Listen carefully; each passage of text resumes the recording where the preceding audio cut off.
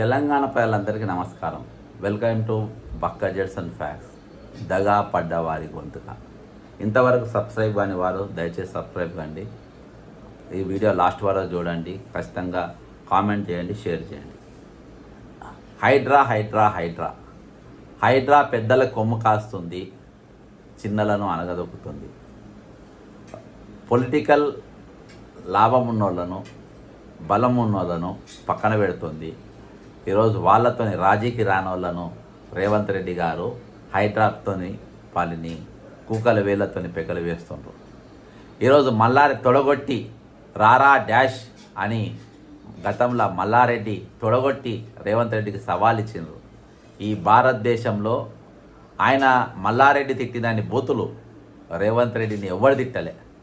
ఆయన కాలేజీ బాజాప్తా చెరువులో ఉన్న, ప్రభుత్వ భూముల్లో ఉన్న, కనీసం అటు కన్నెత్తే సాహసం కూడా హైదరాబాద్ చేయలేదు.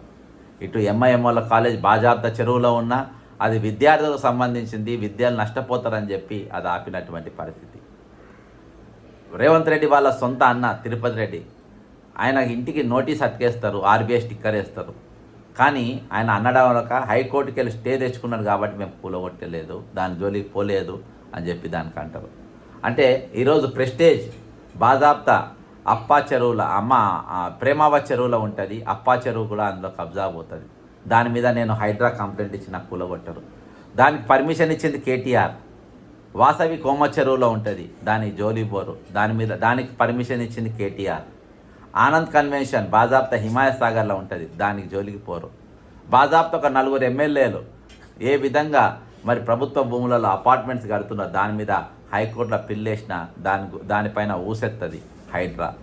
మరి ఎందుకు కొందరికి వాళ్ళు సెలెక్టెడ్గా టార్గెట్ చేసి కొడతా ఉంటారు అని అంటే దాని వెనుక వాళ్ళ వ్యక్తిగత ప్రయోజనం, ముఖ్యమంత్రి ప్రయోజనం ఉన్నది వాస్తవం. అనేక మార్లు కోర్టు ముట్టకాయలు వేసినా కానీ ఎక్కడ కూడా వీళ్ళు వెనుకకు తగ్గలే. ఈరోజు కోర్టు అన్నా, కోర్టు జడ్జిమెంట్లు అన్నా, కోర్టు తీర్పులైనా వీళ్ళకు లెక్కలేదు. అది రిటైర్మెంట్ వ్యవహారంలో కానీ, లేకుంటే జాతీయ మానవ హక్కుల కమిషన్ మన రిటైర్మెంట్ ఉద్యోగులకు వాళ్ళ బకాయిలు వాళ్ళకు చెల్లించాలనే తీర్పులు కానీ, ఈరోజు హైడ్రా ఇటువంటి శనివారం ఆదివారం ఎందుకు చేపడుతుండ్రు, ఇవి ఆపేయాలి అని చెప్పి కోర్టు హైడ్రాకి ఇచ్చిన ఆదేశాలు కానీ ఇవన్నీ కూడా బేఖాతరే. దేనికోసం? ఈరోజు ఒక క్యారెక్టర్ లేనోడు, ఒక నేర చరిత్ర ఉన్నోడు, ఒక బ్లాక్మెయిలర్ చరిత్ర ఉన్నోడు ఈ రాష్ట్రానికి ముఖ్యమంత్రి కావడం, అటువంటి క్యారెక్టర్ ఉన్న వాళ్ళను అధికారులుగా సెలెక్ట్ చేసుకోవడం, వాళ్ళకు కేవలం ఒక యాక్టింగ్గా, ఒక హిపోక్రటిక్ బ్యూరోక్రసీగా ఈరోజు ఎవరైతే ఉన్నారో వాళ్ళని పెట్టుకొని ఈరోజు పని చేయించుకోవడం, దీనికి అందరికీ గల ఒక బలమైన కారణం అని మనం చెప్పుకోవచ్చు. ఈరోజు అదేవిధంగా మనం మొన్న దినాన చూస్తే అంటే చాలామంది హర్షించిండ్రు, హర్షధ్వనులు చేసిండ్రు. కొంతమంది నష్టపోయిన వాళ్ళు, లాభం అందులో ఉన్నోళ్ళు బాధపడ్డారు. హైడ్రాకు హైకోర్టు కీలక ఆదేశాలు ఇచ్చింది. ఏమని ఇచ్చిందో చెప్తా. హైడ్రాకు ఉన్నత న్యాయస్థానం భారీ షాక్ ఇచ్చింది. తాము తదుపరి ఆదేశాలు ఇచ్చే వరకు జలాశయాలు, నాలాలు, పార్కులు ఆక్రమణాలు తొలగింపు, ప్రజా రహదారుల పునరుద్ధరణ మినహా అనధికార నిర్మాణాల కూల్చివేత లేదా తొలగింపులకు ఎలాంటి కార్యక్రమాలు చేపట్టవద్దని ఆదేశించింది. జిహెచ్ఎంసీ పురపాలక సంఘాల చట్టం ఇతర నిబంధనలకు అనుకూలంగా ప్రామాణిక కార్యాచరణ విధానాలు, మార్గదర్శకాలను సమర్పించాలని ఈరోజు స్పష్టం చేసింది. మరి ఇటీవల సంగారెడ్డి జిల్లా పటాన్చెరు మండలం ఐలాపురం గ్రామంలో హైడ్రా ఒక యుద్ధ వాతావరణాన్ని చేసింది.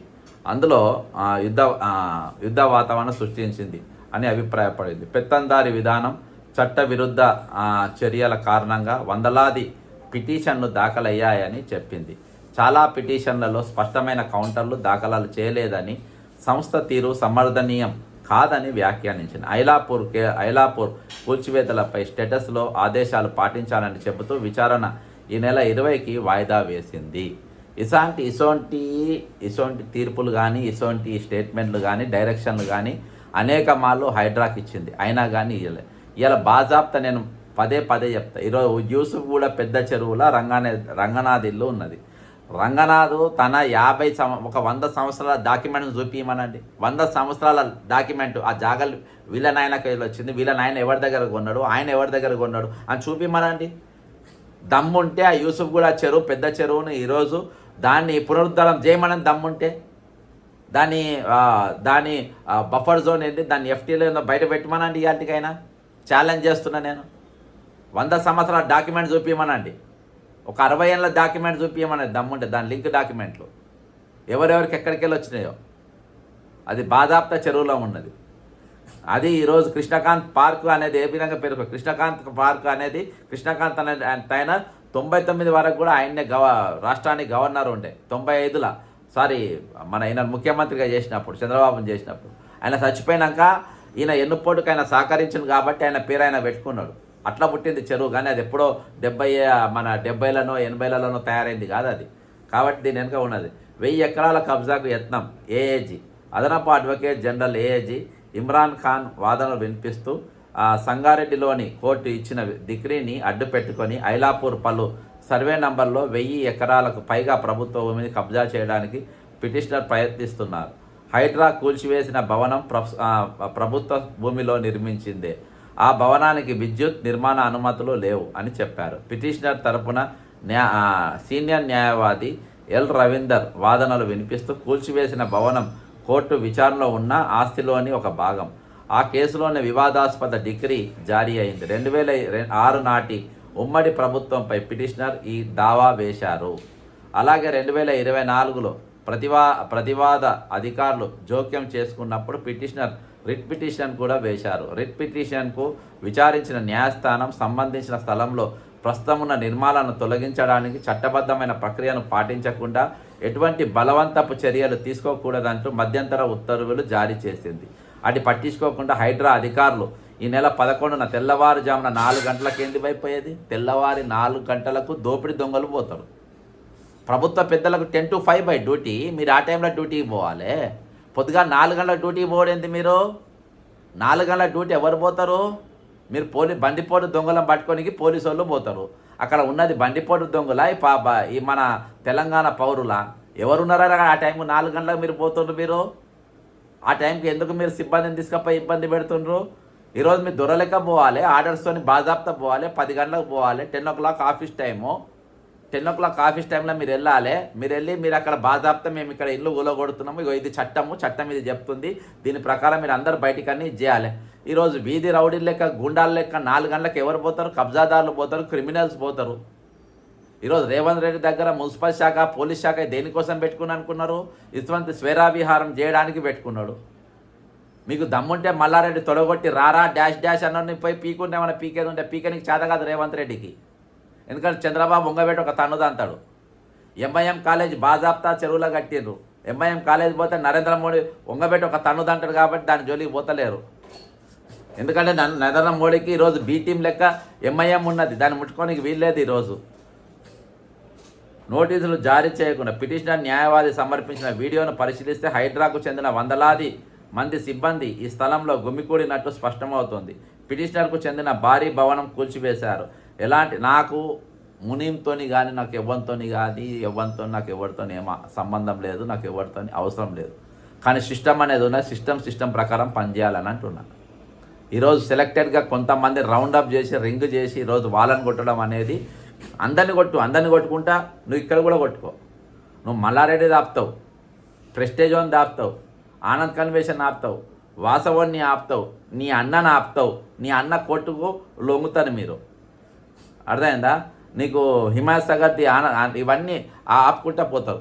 కానీ ఈరోజు సెలెక్టెడ్గా మునీం అనేటోడు కబ్జాలు ఉన్నాడు అని ఆయన సెలెక్ట్ చేసి ఆయనది కొడతారు. అంటే ఇదే నేను మునీము ఏం చేస్తుండు ఏంటిది అనేది ఆ చట్ట ప్రకారం చట్ట లెవెల్లో నడుస్తూనే ఉంటుంది. చట్టం తన పని అనేది తాను చేసుకుంటూ పోవాలి. కానీ చట్టం అనేది అందరికి ఒకటే తిరుగుంటాను అనాలి. మునీం బిల్డింగ్లు కూలినప్పుడు మల్లారెడ్డి కూలాలి, మల్లారెడ్డి కూలినప్పుడు ఎంఐఎం వాళ్ళ బిల్డింగ్లు కూలాలి, ఎంఐఎంది కూలినప్పుడు ప్రెస్టేజ్ కూలాలి, ప్రెస్టేజ్ కూలినప్పుడు వాసవి కూలాలి, ఇవన్నీ కూలినప్పుడు రంగనాథ్ ఇల్లు కూడా కూలాలి. రంగనాథ్ ఇంటికి ఒక రూల్ ఉంటుంది, వాళ్ళకు ఒక రూల్ ఉంటుంది, వీళ్ళకు రూల్. ఇదేం రూలు? మనిషికి ఒక రూల్ మార్చుకోనికి, మీ ఇళ్ళలో కూర్చొని రాసుకోనికా ఇది? పిటిషనర్ న్యాయవాది సంబంధించిన వీడియోను పరిశీలిస్తే హైడ్రాకు చెందిన వందలాది మంది సిబ్బంది ఆ స్థలంలో గుమికూడినట్టు స్పష్టం అవుతోంది. పిటిషనర్కు చెందిన భారీ భవనం కూల్చివేశారు.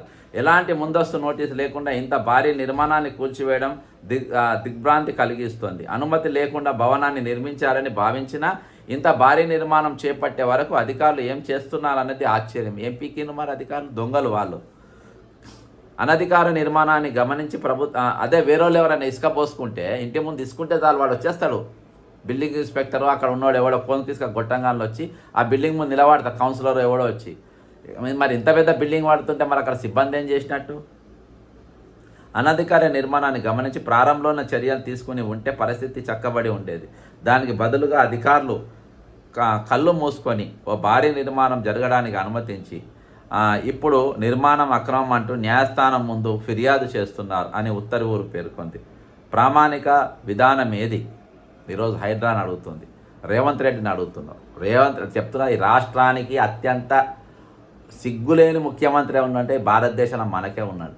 ఇక మన భారతదేశం అతిథి వరస్ట్ చీఫ్ మినిస్టర్ పనికి మాలిన ముఖ్యమంత్రి. ఎవడో ఎక్సైజ్ ఆఫీసర్ను తిట్టిండు ఒకడు.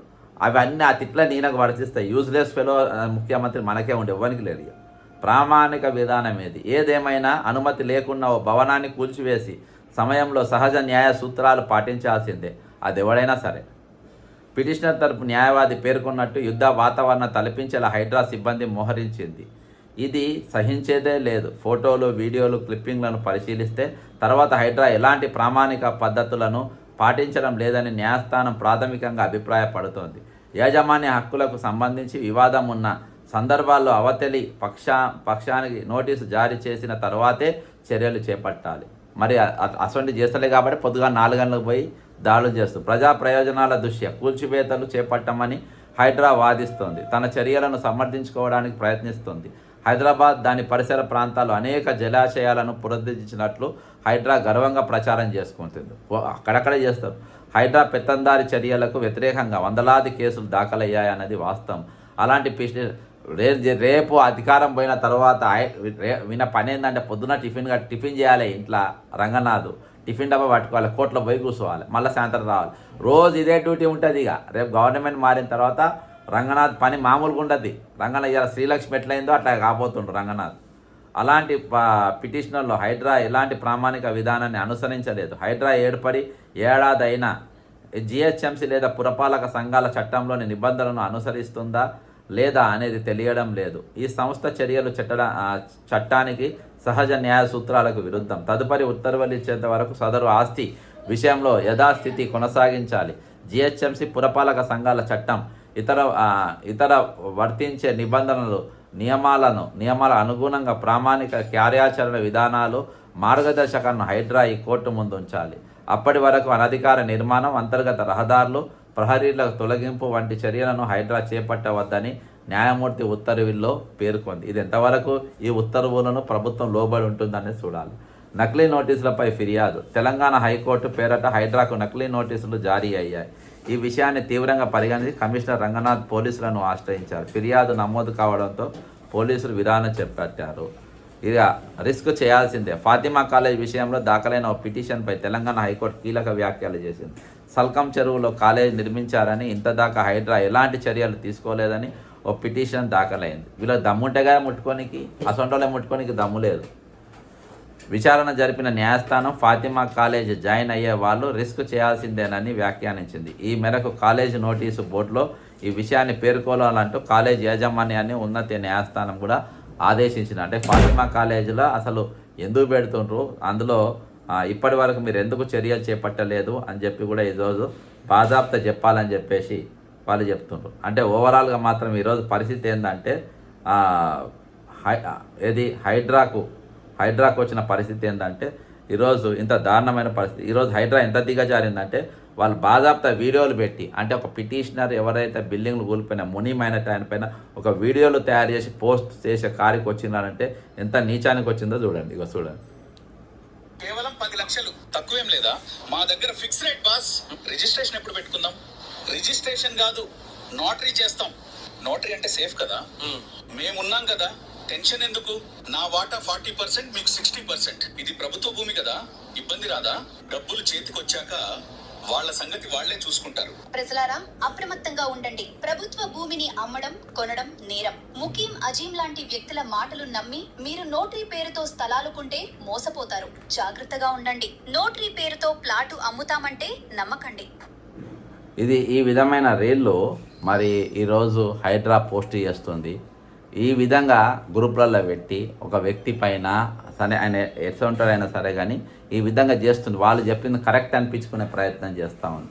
ఈ రాష్ట్రానికి ఈ విధంగా వీడియో పెట్టాలనుకుంటే ఓటుకు నోటు రెడ్ హ్యాండ్ దొరికినోడు 79 క్రిమినల్ కేసులు ఉన్నోడు రాష్ట్రాన్ని ముఖ్యమంత్రి అవుతుండు. కాబట్టి ఈయనతోని అప్రమత్తంగా ఉండాలని హైదరాబాద్ ఒకటి పెట్టండి. మీరు ఇటువంటి పోలీస్ డిపార్ట్మెంట్ ఇటువంటి ఎందుకంటే మీరు రికార్డులలో ముఖ్యమంత్రి అయి ఉన్నాడు కదా, ఇటువంటి ఓటేసేటప్పుడు కూడా ఆలోచన చేయండి అని పెట్టండి. ఇదేమైనా కానీ హైడ్రా అనేది ఒక అసాంఘిక శక్తిగా ఈరోజు తెలంగాణ పనిచేస్తుంది అనేది కోర్టు ఇచ్చిన అటువంటి ఈ డైరెక్షన్తో అర్థమవుతుంది. వాళ్ళు చేస్తున్నటువంటి వీడియోలు, వాళ్ళు సమర్థించుకోవడానికి చేస్తున్న వీడియోలు, పోస్ట్ చేసుకున్న రీల్స్ చూస్తే ఇది వాళ్ళ దిగజారుతనానికి మరింత అర్థం పడుతుంది. మల్లారెడ్డికి ఒక న్యాయము, మన ఫాతిమా కాలేజ్ ఎంఐఎం కాలేజ్కి ఒక న్యాయము, ప్రెస్టేజ్కి ఒక న్యాయము, రేవంత్ రెడ్డి అన్నకు ఒక న్యాయము, వాసవ్యంకి ఒక న్యాయము, ఆనంద్ కన్వెన్షన్ ఒక న్యాయము, కామన్ మ్యాన్ మనుషులకు ఒక న్యాయం. ఈ వీడియోను దయచేసి మీకు నచ్చితే ఖచ్చితంగా దీన్ని సబ్స్క్రైబ్ చేయండి, షేర్ చేయండి, కామెంట్ చేయండి. జై తెలంగాణ, అమరవీరులకు జోహార్.